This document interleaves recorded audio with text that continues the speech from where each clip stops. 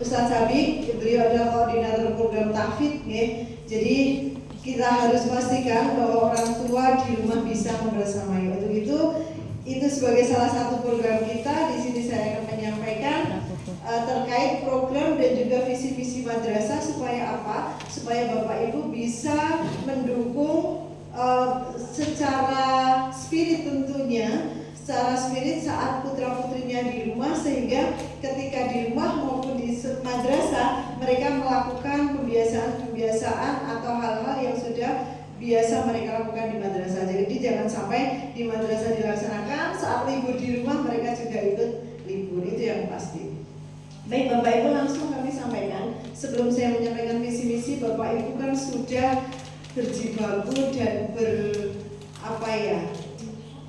seleksi, melalui seleksi masuk ke sini, sehingga ada beberapa anak yang harus kami tolak dan Bapak putra-putri Bapak Ibu adalah yang kami terima. Untuk itu 6 tahun ke depan Bapak Ibu akan berjuang bagaimana supaya anak-anak bisa bertahan di sini. Karena ketika panjenengan itu memasukkan anak-anak ke sini, pasti memiliki harapan yang lebih dibanding dengan sekolah lain. Nggih mboten? Tak sekolah KMI 1 ngajine ben apik, nggih mboten? Agamane ben kuat. Tidak hanya sekadar akademis, kalau akademis dimanapun bisa didapatkan.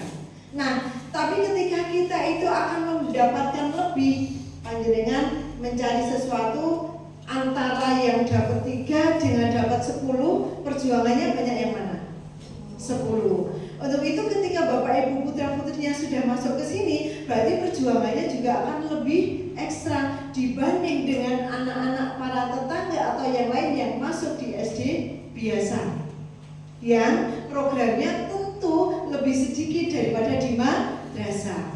Untuk mendapatkan sesuatu yang lebih banyak, otomatis harus banyak hal yang kita lakukan. Nah, ketika kita melakukan banyak hal itu, pasti di tengah jalan akan ada ujian, akan ada tantangan, akan ada naik turun semangat. Nah, ini kita sebagai orang tua bagaimana menjaga semangat anak-anak. Karena yang terjadi biasanya gini, nanti ketika sudah masuk dididik, wah ada ya 1, 2, enggak banyak sih. Wah di MI itu pelajarannya banyak banget, agamanya banyak, ngajinya banyak. Lah pengennya dapat banyak kok ngomong banyak. Nah, disitulah terkadang semangat anak-anak turun. Untuk itu, maka mari kita tanamkan ke dalam hati dan pikiran kita apa yang disampaikan oleh Imam Syafi'i. Jika engkau berada di jalan yang benar menuju Allah Subhanahu wa Ta'ala, yaitu panjenengan memasukkan putra-putrinya ke sini, maka berlarilah. Ketika panjenengan itu sulit untuk berlari, maka berjalanlah. Ketika berjalan pun terasa sulit dan lelah, maka berlari kecil. Ya, berlari kecil, berjalan. Kemudian setelah itu jika memang nggak mampu berjalan, maka merangkaklah. Tapi jangan sekali-kali kita berhenti atau berbalik arah. Oh tekan kelas 3, alasannya jalur pindah. Di MI keberatan. Lah tadi awalnya kesini niatnya bagaimana? Kita sudah nolak-nolak yang lain, sampai sini di tengah jalan tidak kuat, berbalik arah. Ini yang paling penting ketika Bapak Ibu sudah memasukkan putra-putrinya ke madrasah, maka ini harus kita tanamkan. Jangan sampai berhenti atau berbalik arah sebelum anak selesai. Meskipun kemarin juga ada kelas 1. Kelas 1 ini sudah menjelang kelas 2.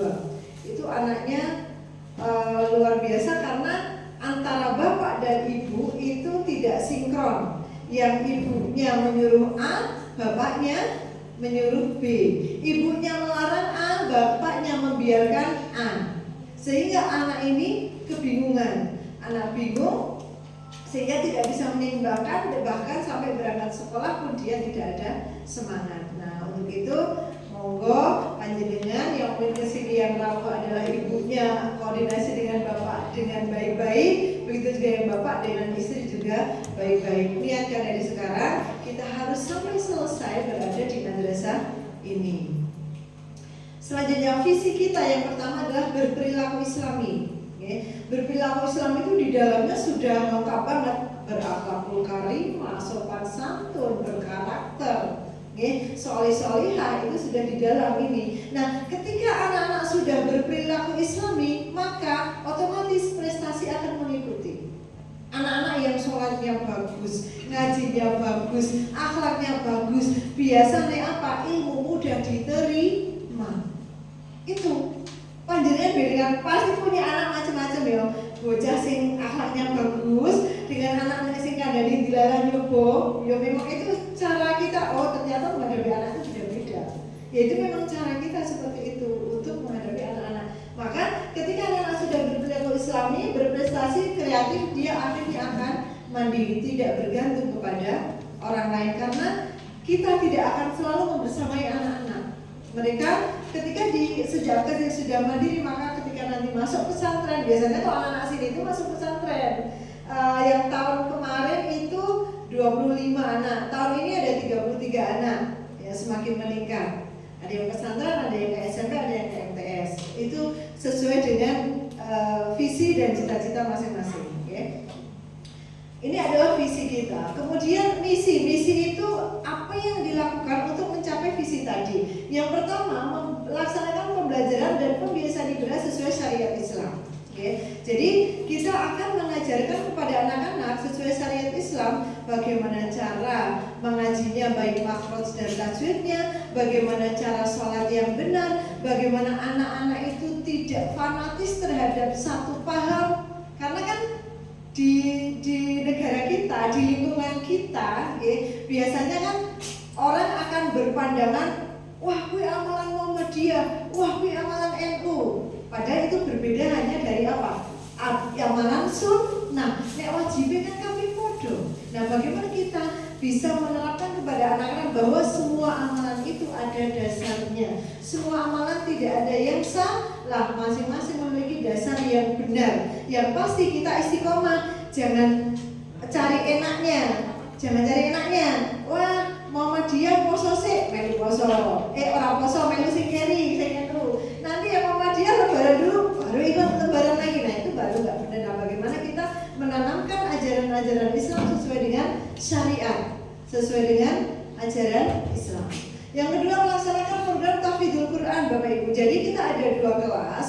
Kelas yang satu itu program tahfidz, kelas yang kedua ini program non tahfidz. Nah, rencananya kalau yang kemarin itu masih program reguler. Kalau reguler itu akhir tahun, akhir jenjang kelas 6 minimal itu hafal 1 juz. Yang tahfidz hafal 5 juz. Ya, program kita.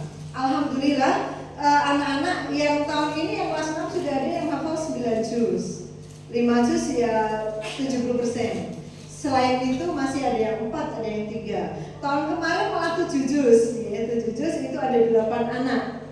Itu. Nah, kemudian rencana kita baru mencari tempat untuk studi banding. Rencana kita untuk tahun ajaran besok itu yang satu kelas tahfidz, satu kelas bahasa Arab. Karena cita-cita pendiri kita, pendiri Al-Iman Pusat itu anak-anak lulusan Al-Iman sudah bisa berbicara bahasa Arab. Rencana kita itu, kita sedang mencari sekolah atau pesantren yang sudah melaksanakan kurikulum bahasa Arab dan akan kita terapkan sesuai dengan kondisinya. Mohon doanya, semoga nanti bisa terrealisasi. Yang ketiga, melaksanakan pengamalan nilai Qurani dalam kehidupan sehari-hari. Selanjutnya pembelajaran profesional. Nah, sekarang ada pembelajaran mendalam dan kurikulum berbasis cinta untuk madrasah. Nah, ini akan kita terapkan. Selanjutnya sinergi antara guru, siswa, orang tua dan masyarakat. Selanjutnya manajemen partisipatif, kita akan melibatkan seluruh warga madrasah di dalam setiap kegiatan. Nah, ini yang kegiatan terdekat adalah kegiatan Adiwiyata. Ini kemarin kita sudah kumpulkan perwakilan dari kelas 1 sampai dengan kelas 6 untuk menyukseskan program tersebut. Kemudian pembelajaran ekstrakurikuler, pembelajaran ramah lingkungan, keterampilan hidup, karakter yang tangguh. Nah, moto kita mulia bersama Al-Quran. Kenapa? Kita tahu bahwa Al-Quran setiap waktu, tempat yang di dalamnya merupakan kejadian adanya Al-Quran. Contohnya diturunkan pada bulan Ramadan. Maka bulan Ramadan menjadi bulan yang paling mulia. Al-Quran diturunkan di malam hari, maka di bulan Ramadan itu malamnya ada malam Lailatul Qadar. Satu. Yang kedua, Al-Quran diturunkan di malam hari Jumat, maka Jumat menjadi Sayyidul Ayyam. Al-Quran diturunkan di Makkah dan Madinah, maka Makkah dan Madinah itu menjadi kota yang paling mulia di antara seluruh dunia. Apalagi selain itu, Nabi Muhammad, Nabi yang diturunkan kitab Al-Quran, maka menjadi Sayyidul Anbiya, Nabi yang paling mulia. Kemudian malaikat Jibril, malaikat yang mengirimkan wahyu kepada Nabi Muhammad, maka malaikat Jibril menjadi malaikat yang paling mulia di sisi Allah. Nah, kalau madrasah ini setiap hari kita lantunkan Al-Quran, maka insya Allah madrasahnya akan menjadi mulia karena Al-Quran. Contohnya anak-anak kita, alhamdulillah ini setiap bulan, setiap ada event, anak-anak kita dimudahkan oleh Allah untuk selalu mendapatkan prestasi, mendapatkan kejuaraan, baik itu akademis, non akademis. Alhamdulillah anak-anak selalu ada yang nyantol menjadi juara. Itu karena apa? Karena kita memuliakan Al-Quran. Apalagi kalau Al-Quran ini dimuliakan di rumah Bapak Ibu semua. Anak-anak di sini tiap hari baca Al-Quran, maka Bapak Ibu juga di rumah jangan sampai ketinggalan walaupun satu ayat saja minimal. Walaupun itu kebangetan nek baca cuma satu ayat ya. Paling ya satu ain, satu halaman. Kalau bisa ya seperempat juz, setengah juz, satu juz kalau bisa. Tapi jangan sampai ditinggalkan untuk tidak membaca Al-Quran dalam satu hari. Insya Allah akan penuh kemuliaan di rumah Bapak Ibu semua. Kami sudah membuktikan, para guru minimal ya, para guru itu satu minggu satu juz. Jadi setiap minggu kita pasti khatamul Quran. Kita ada 36 guru. Jadi masing-masing satu juz, ada yang satu juznya double atau ada yang ketika ada yang berhalangan bisa digantikan teman lain yang tidak. Itu jadi moto kami adalah mulia bersama Al-Quran.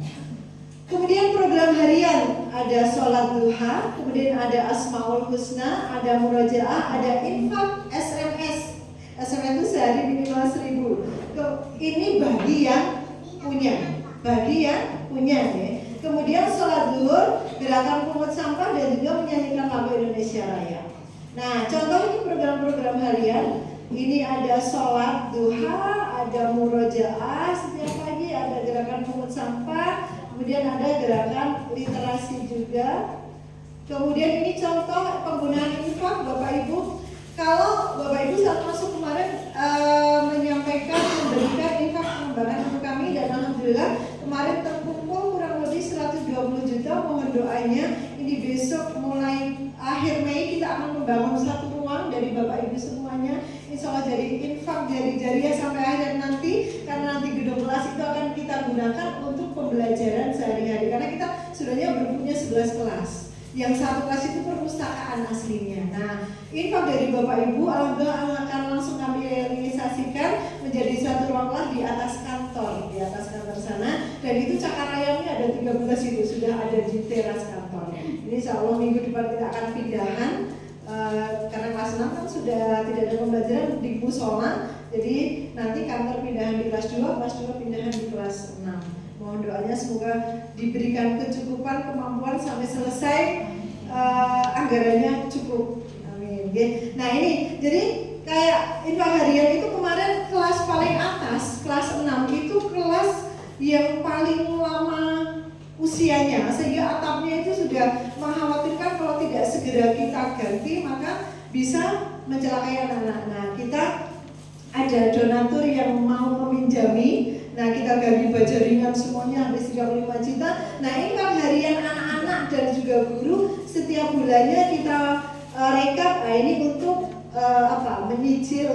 menyicil kepada yang sudah meminjamkan kepada kami. Dalam tahun ini sudah lunas. Nah, sehingga infak harian itu kita gunakan untuk pengembangan sarana prasarana madrasah dan perawatan. Itu karena kita selain itu kan nggak ada pemasukan. Kalau pemasukan untuk bulanan sehari itu untuk gaji guru. Guru kita ada 36 orang, 38 8 ya, yang 2 penjaga dan kebersihan. Kemudian yang PNS itu ada 5, 2 tahun lagi ada yang akan pensiun 2, jadi 3. Kita harus menggaji guru itu paling tidak berapa orang? 31 orang. 31 orang kita gaji setiap bulan. Infak bulanan itu masuk kurang lebih 31 sampai 33 juta setiap bulan. Kita harus menggaji 30 orang. Nah, bayangkan berapa orang? Bisa dibayangkan ya? Nah, jadi makanya panjenengan masuk ke sini dari jam 7 putra-putrinya sampai setengah 3, ibarat orang parkir. Coba kalau parkir motor tuh berapa menit tuh? 2000 ya. Nah, putranya jenengan itu dari pagi sampai setengah 3. Kalau dihitung untuk sehari cuma berapa? Tapi sudah mendapatkan fidini wajibnya ilalah kira guru nih gajinya sama lebih. Gak usah saya sebutkan. Terus dari infak yang masuk dibagi 30 orang itu berapa? Gitu. Udah kelihatan ya? Nah, makanya alhamdulillah dengan keikhlasan Allah memberikan minhaj yang kasih bagi para guru. Ya paling cukup, paling ngomong nggak ada yang kurus guru kita. Ini infak harian bagi anak-anak. Kemudian program mingguan, ada upacara, ada tahsin. Nah, Bapak Ibu yang 2 hari ini kan sudah belajar nih. Wah, saya mau merasa kurang matang ya. Nah, nanti para guru halaqah, guru Al-Quran akan memfasilitasi Bapak Ibu yang ingin menguatkan Al-Qurannya boleh ngaji ke sini. Nanti akan dibimbing oleh para musyrif, para guru halaqah. Biasanya nak kelas 1 itu 2-3 bulan awal rajin ke sini Jumat. Engko wis baru macet hilang gak ono murid entek. Nah, nggak tahu istiqomah itu memang susah, ya. Nah, maka monggo semoga yang tahun ini bisa istiqomah setiap Jumat kalau ada yang hadir, gitu kan. Jadi nanti bisa konfirmasi kepada ustadzahnya di kelas 1. Ustadzah Jumat ini berapa orang yang mau hadir sehingga nanti kami menyiapkan. Jangan sampai segala yang hadir udah ditunggu-tunggu. Nah, itu nanti tim bisa menyiapkan. Selanjutnya infak sosial. Jadi infak harian itu kan Senin sampai Kamis. Jumat itu infak sosial. Infak sosial biasanya 1.000 ya saudara. Itu digunakan untuk apa? Untuk membantu anak-anak yang membutuhkan. Jadi misalnya ada anak yang memang sudah sangat seragamnya sangat lusuh ya dan dia tidak mampu. Nah, kita bantu itu. Atau ada anak yang militan, atau ada anak yang sakit di rumah sakit beberapa hari tidak kunjung sembuh. Nah, itu diambilkan dari infak sosial anak itu. Nah, biasanya satu anak itu untuk kas kelas. Jadi untuk infak hariannya Senin sampai Kamis. Kemudian gemar menabung. Nah, kita kerjasama dengan BKK dan juga Bank Magelang. Nah, anak-anak itu setiap Selasa menabung dengan BKK, Rabu itu menabung dengan Bank Magelang. Nah, nanti anak-anak akan punya rekening. Itu memang pembelajaran anak-anak untuk belajar menabung dari uang sakunya ya. Tapi kalau orang komunitif juga boleh. Kemudian kegiatan ekstrakurikuler yang terjadwal Jumat dan Sabtu. Jumat itu pramuka wajib mulai kelas 3 sampai kelas 5. Kemudian Sabtu itu berbagai macam ekstra, ada kriya, ada tilawah, ada karate, ada apalagi MIPA yang untuk persiapan lomba OSN. Kemudian yang lain-lain nanti saya sampaikan. Kemudian proyek ada foto-foto, murojaah 1 halaman. Nah, anak-anak biasanya kelas 2 sampai 6 setiap kan 1 hari itu target 3 baris ya. 1 halaman itu kalau hafalan kan 5 baris. Nah, di satu minggu kan sudah dapat 15 baris. Nah, itu di Sabtunya itu simaan. Jadi giliran satu anak dijimak 1 halaman di depan, 1 anak dijimak 1 halaman di depan. Tasnik setiap Sabtu. Kemudian kitab kuning bagi kelas 6. Nah, mengapa? Karena kelas 6 itu banyak yang mau mondok. Biasanya naik mondok itu mesti ujian sorogan, arapegon itu kan. Nah, jadi maka di kelas 6 kita kasih kitab kuning. Safinatun aja ya, tentang fikihnya. Nah, ini kegiatan program mingguan, ada voli, ada karate, ada kriya, dari barang-barang bekas, itu ada pramuka, ini kemah, ada mujahadah, jadi mujahadah itu di setiap Jumat. Kemudian kegiatan ekstra, nah ini macam-macam kegiatan ekstranya, ada IPA, penanggung jawab atau pengampunya adalah Bu Vita, matematika Bu Ella, tilawah, pramuka ada 4 orang karena banyak sekali, ada 6 kelas, 3, 4, 5, satu kelasnya kan 2 ruang. Ada voli, ada IPS, ada tari, karate, kriya, dan public speaking. Nah, public speaking ini ya, alhamdulillah kita ketika cerita, lomba ya public speaking. Alhamdulillah FTBI kita menang ya, mendongeng bisa sampai provinsi Geguritan juga juara 1 provinsi. Itu karena anak-anak setiap satu sudah ada kegiatan public speaking. Nah, di antara anak-anak public speaking yang memang berbakat, kita ajukan untuk lomba. Sehingga lomba itu memang kita sudah melihat bibit dari anak-anak yang ikut public speaking gitu. Jadi tidak kesusahan lagi ketika kita pilih. Kemudian bulanan ada mujahadah, ada senam sehat, sarapan bersama, ada mading, ada mendongeng atau pidato setiap sebulan sekali, ada pagi bersih-bersih, ya, Jumat bersih. Nah, ini prestasi hasil program, ini juara 1 menulis cerita MLS 3N. Jadi kita walaupun MI dibandingkan berlomba dengan 74 SD di Kota Magelang, kita alhamdulillah selalu ada yang nyantol. Yaitu karena apa? Karena Allah yang memudahkan kita, karena kita selalu membersamai Al-Quran, sehingga doa-doa kita insya Allah akan Allah mudahkan, akan Allah kabulkan, dan kita diberikan kemampuan ketika mengerjakan segala sesuatu. Okay? Ini juga MTQ, alhamdulillah kita selalu nyantol juara 1, kalau nggak 1, 2. Jadi kadang satu anak double beberapa juara ketika mengikuti berbagai cabang. Itu terus ini yang Popda, nih Popda waktu selalu nyantol juga, baik dari karatenya, pencak silatnya, ya. Ini bolanya. Nah, ini pantomim. Nah, ini saya terakhir kemarin juara untuk kepala madrasah inspiratif di Kemenang RI. Ini, nah kemudian program tahunan. Ini setiap tahun kita ada berbagai macam kegiatan. Ada tarif Ramadan, jadi menjelang bulan Ramadan biasa anak pawai ya, ada camp tahfidz. Nah, camp tahfidz ini biasanya dilakukan di semester awal. Apa yang dilakukan? Ini untuk mengukur kemampuan hafalan anak-anak. Jadi mereka kemah tahfidz itu di sini menginap dari jam 8 pagi sampai jam 8 pagi lagi. Selama 24 jam itu mereka ada 5 kali halaqah, kalau 4 kali halaqah, 4 kali ziyadah. Dia mampu menghafal berapa baris dalam sehari semalam dengan 4 kali ziyadah itu. Jadi kita akan melihat, oh kemampuan anak ini ketika fokus bisa menghafal sekian gitu. Jadi nanti akan dimunafasah ketika ada tempat. Kemudian ada Ramadan berbagi, ada wisuda tahfidz. Wisuda tahfidz itu tiap tahun kita laksanakan di setiap tanggal 17 Ramadan sekaligus memperingati Nuzulul Quran, ya. Nah, wisuda tahfidz itu mulai dari minimal 1 juz sampai dengan yang tertinggi. Nah, biasanya akan diuji publik. Yang uji siapa? Dari Kemenang, dari yayasan, dari wali murid, dari tamu undangan. Kemarin di Edusmart, dulu di Oksalis. Jadi luar biasa, nanti ada videonya ya. Ada santunan yatim 10 Muharram, ada gelar karya, ada peringatan hari besar, outing kelas meeting, dan lain-lain. Nah, mungkin bisa kita lihat bersama seperti apa kegiatannya. Ini yang gelar karya, jadi karya anak-anak.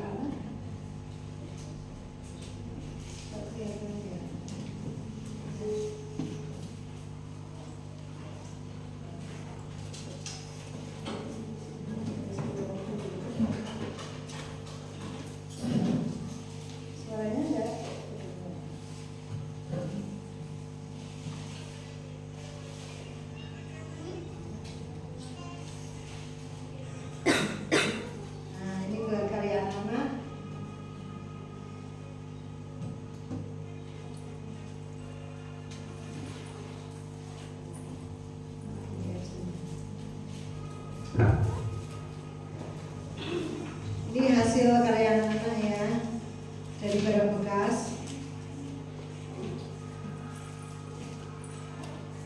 Ini yang beli wali murid juga kita datangkan.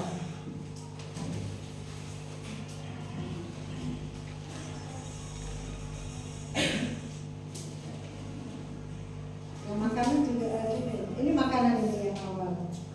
Ini produk makanan. Ini gelar karya. Terus yang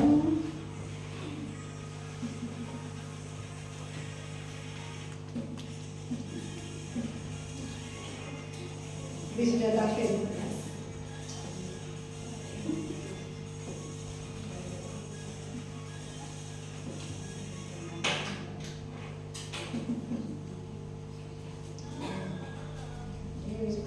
evaluasi sudah. Ini saat uji publik ya, akan dipandu. Nah ini uji publik yang anak kecil dulu.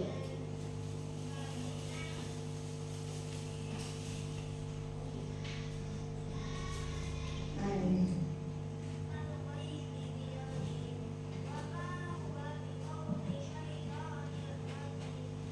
Anak-anak akan diuji oleh para tamu undangan.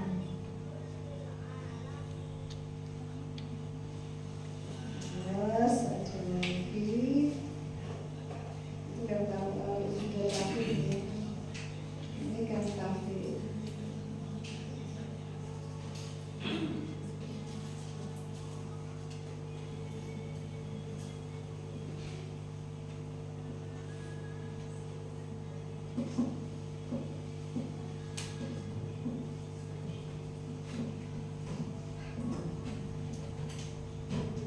Nah ini jadi anak-anak akan itu menghafal setoran setiap satu guru nanti pegang 5-6 anak nanti disimas selama sehari semalam nginep di madrasah. Ya ini sebagian kegiatan. Oke. Nanti bisa dicek di YouTube atau Instagramnya madrasah, gitu. Selanjutnya kegiatan insidentil, yaitu kegiatan dilakukan sewaktu-waktu disesuaikan dengan kondisi dan situasi nyata, seperti aksi donasi gempa bumi, teman-teman yang sakit, aksi donasi buku yang kemarin saat peringatan Hardiknas kita 1 murid 1 buku. Itu, nah ini yang paling penting. Adalah rangka Bapak Ibu, ya, kita sudah berjalan 4 tahun ini, jadi bahwa para wali murid mungkin sering terjadi di sekolah-sekolah lain atau mungkin di sekolah putra putrinya Bapak Ibu yang lain yang tidak di sekolah sini, ya. Jadi kita memang sangat menjaga keharmonisan rumah tangga kami di madrasah, menjaga keharmonisan rumah tangga kami di madrasah sehingga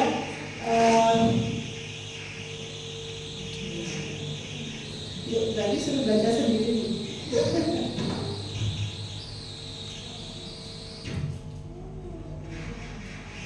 Ini ya, jadi kita melarang jika ada wali murid, kan biasanya kadang saat kenaikan kelas atau saat apa gitu ya, memberi segala sesuatu berbentuk hadiah atau apapun kepada salah satu sebagian guru yang mana nanti hal ini akan membawa dampak yang negatif.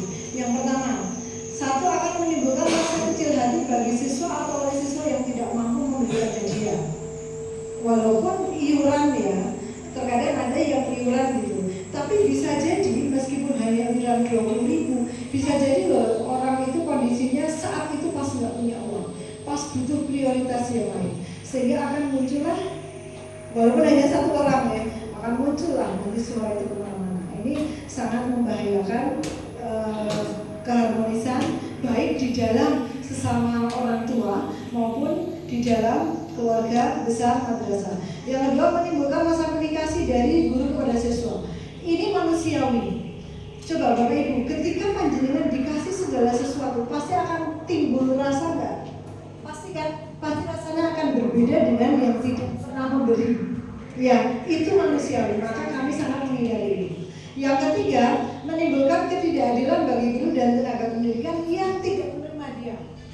Itu manusiawi juga. Jadi, wah enak ya jadi wali kelas, saya jadi wali kelas. Gimana? Ya kan?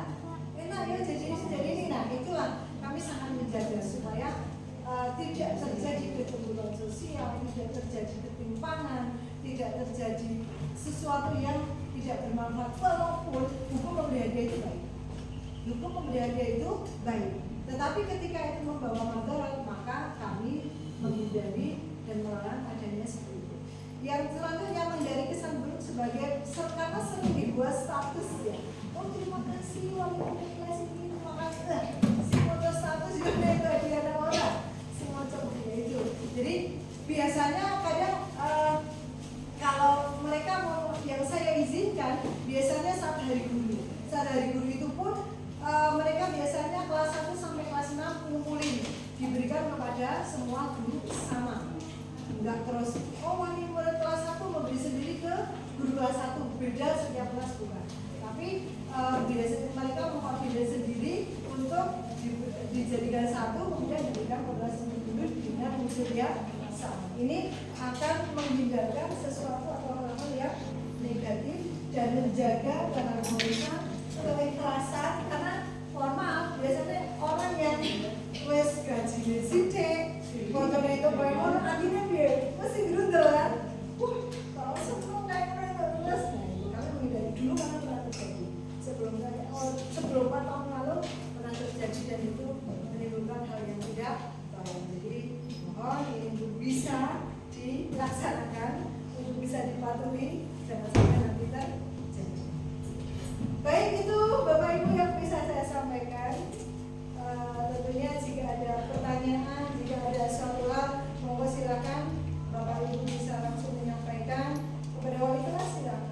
Kepada saya juga boleh silakan. Tidak usah takut, tidak usah malu, karena terhadap orang wah kalau kelas lagi izin malu tidak enak. Itu. Jadi jangan sampai ada jarak di antara kita.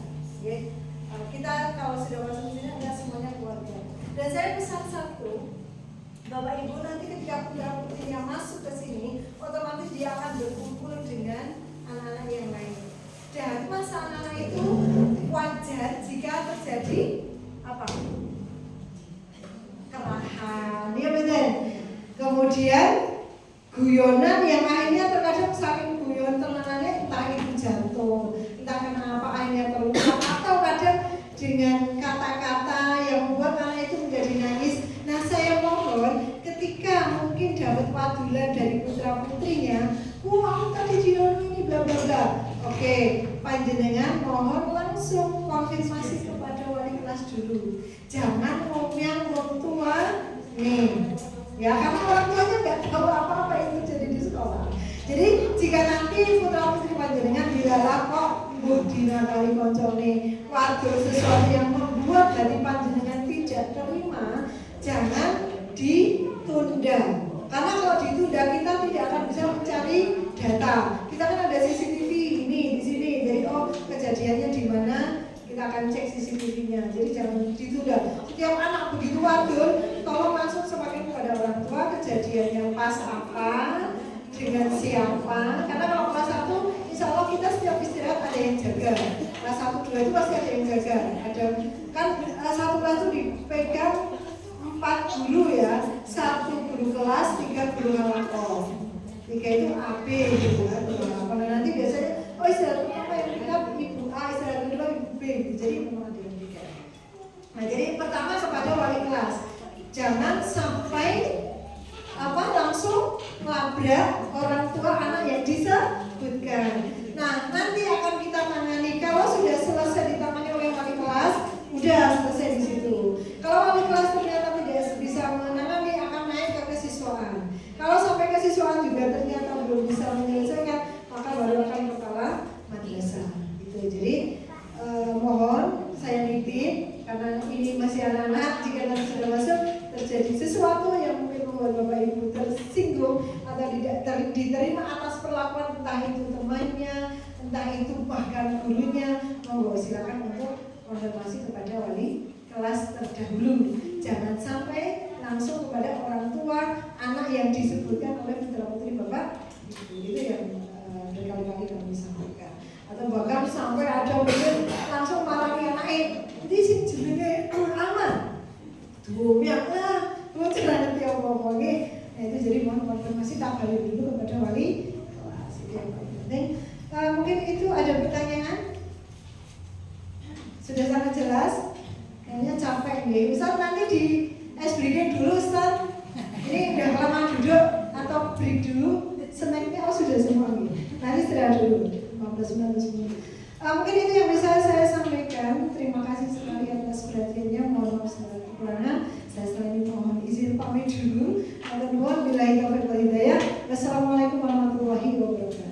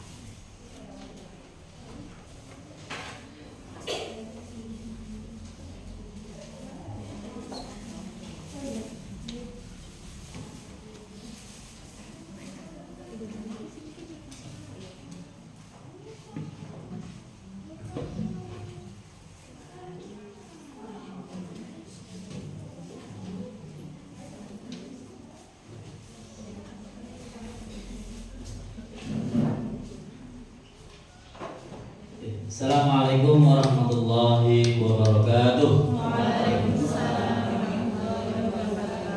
Bismillahirrahmanirrahim. Alhamdulillahil jalali wal ikram alladzi a'azzana bil Islam